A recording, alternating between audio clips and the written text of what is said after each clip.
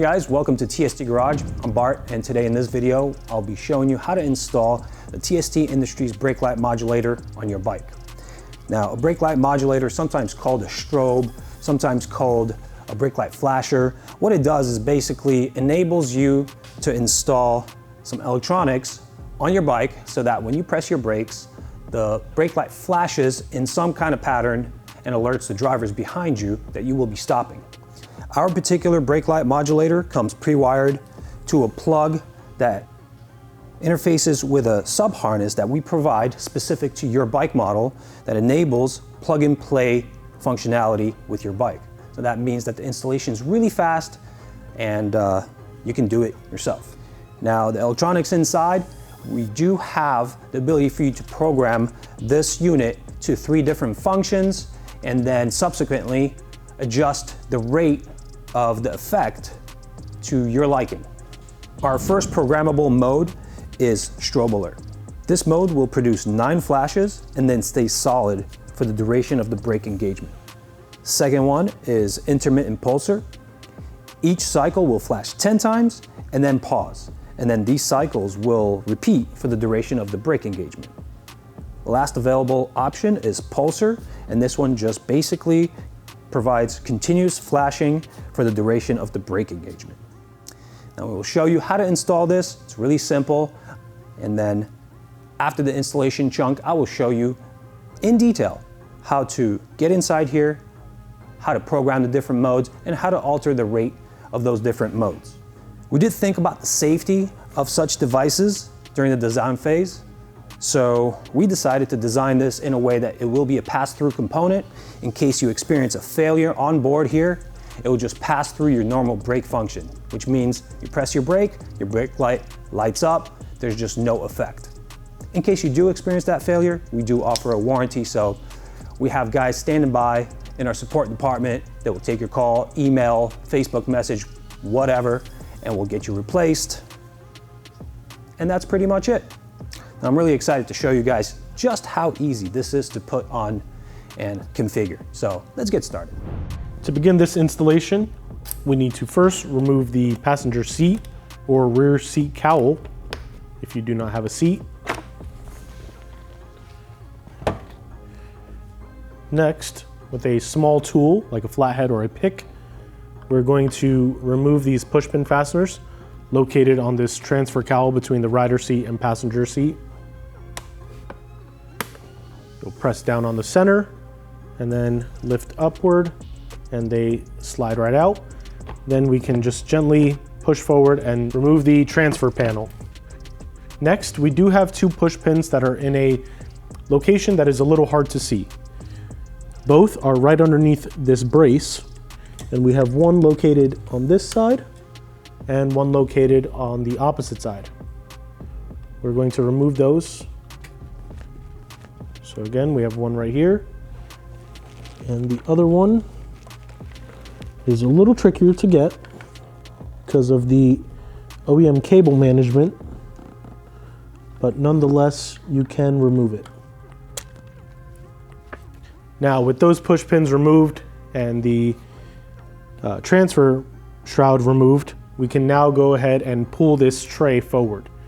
Now, it is important to note that we already have this harness installed on our bike that is not an OEM piece that is used for tuning. So you can disregard that, but the rest of this process will be the same. First, we will lift up on this module here, removing it from its retaining piece, and you can simply hang it over. Next, we will gently pull forward on this shroud. Now, as you do that, this cable becomes a little tight as you are actually removing that as well. So everything will come with it. And now that this tray is out, you can actually see the push pin locations. We have one here and one on this face. That's where those 2 push pins were removed from. Now with that removed, we can actually see your main tail light plug here. It is the 3-position plug with the yellow, blue, and black wires on it, not to be confused with the white connector that is a 4-position plug that also has yellow, blue, and black wires on it. We are dealing with the smaller 3-position plug that is shaped like a triangle. So let's go ahead, we're gonna press down on this tab here, and we should be able to disconnect the OEM tail light. Sometimes these connectors, because they haven't been removed yet, can be a little tight. Now we do have our brake light modulator in hand. And without this tray in place, you may think you have a good amount of space to mount this anywhere you'd like, but it does get a little tight once this tray is back in place. So keep that in mind. At this point, for this step of the installation, we are simply just going to test our connection. So we will connect the brake light modulator to our plug and play harness, and then complete the circuit by connecting it to your bike and the tail light respectively. And now if we power the bike on and test, you can see that we do have a functioning tail light, and our brake light is flashing. So this is a kit that is ready to go. But now we need to mount this brake light modulator harness in a secure location with the provided zip ties we include that fit in the channel of the brake light modulator. Now for me, I really do like to keep things looking as OEM as possible, especially in a trunk compartment like this where space becomes a luxury. So I think for this application, personally, I would like to try and come across to the opposite side. And you have this subframe brace that's running along the side of the bike. You should be able to secure it to that subframe. So we will grab our zip tie and route it around the zip tie around the subframe first.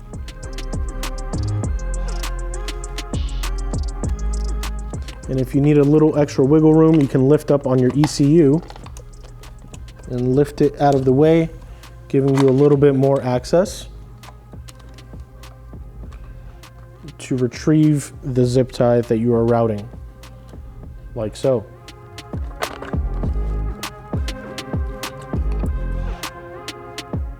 We'll start tightening down our zip tie until we're locked in on that channel, like so. And you can see here we're not in the way of anything. We have our cables routed in a nice fashion, and we can cut off the excess for the zip tie at this point. And this should be ample space for us to reconfigure this tray. So let's go ahead and do that now.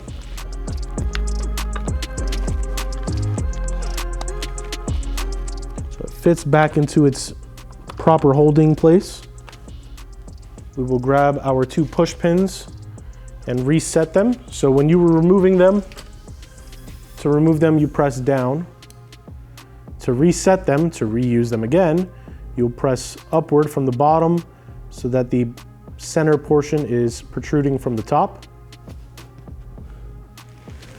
And we will go ahead and line up the holes. It is a little bit tricky of a space to maneuver, but with some patience, you can lock the tray in place. Now, I do like to save this one for last because of the location of this push pin. So once I get this one in place, then I will be able to route this back into its proper place.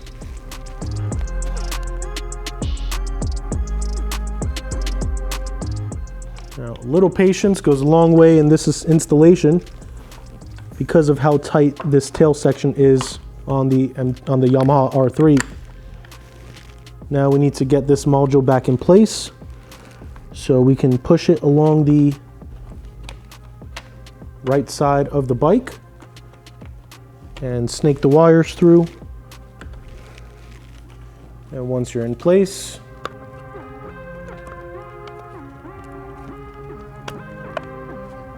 this rubber sleeve will slip right onto this edge here. just like that. You can now go ahead and reinstall the transfer shroud. Make sure you're centered off, and the edges should go underneath the side tail fairing panels. And the last piece of equipment that we need to install is the passenger seat. Now, when you're reinstalling this, the key needs to be in a vertical orientation. You can slip on towards the rear, push back, and then turn the key. That will ensure the seat is locked and mounted properly. For mode selection and rate adjustment, we will need to get inside this capsule to access the electronics. These two Phillips head screws will need to be removed. What I like to do is unscrew them until they disengage from the receiving threads and leave them in the cap. Otherwise, it's pretty easy to lose them. If we pull them off with the cap, they are self-captive. All right, now we'll identify the parts here. This button is the mode selector, and this potentiometer is your rate adjuster. Clockwise is faster, counterclockwise is slower. Let's first do our selection of modes. With the brake pressed, press the button once to toggle to the next available program.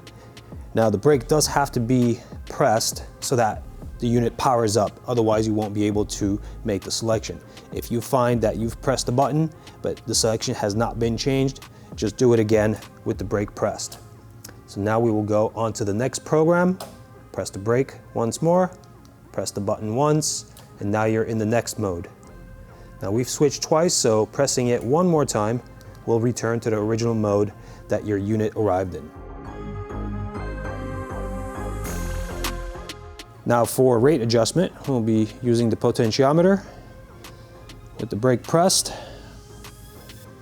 we can turn it clockwise to make it go faster, counterclockwise to decrease the rate. Now in brake alert, you will only have 9 flashes to make your adjustment, and then it'll stay solid. This one doesn't actually lend itself to really fast flashing at the top of the range. Bottom of the range is unusable, so I like to set it somewhere towards 3/4 to maybe 80% clockwise, and that does it for me. Now if we change to the next one, this one is the pulsar, and this one just keeps on flashing, so I like to have it going pretty fast here. Choice is really up to you. If you want to explore the next mode, we have the intermittent pulsar. This one to me belongs somewhere close to the top of the range, makes it the most visible. But again, freedom means choice. The decision is ultimately up to you. Once you're done with your adjustment and you're where you want to be with all your modes and rates, replace the cap, turn the screws back in, and it really is just that simple. Replace your brake light modulator in the space that you decided to keep it, and you're good to go.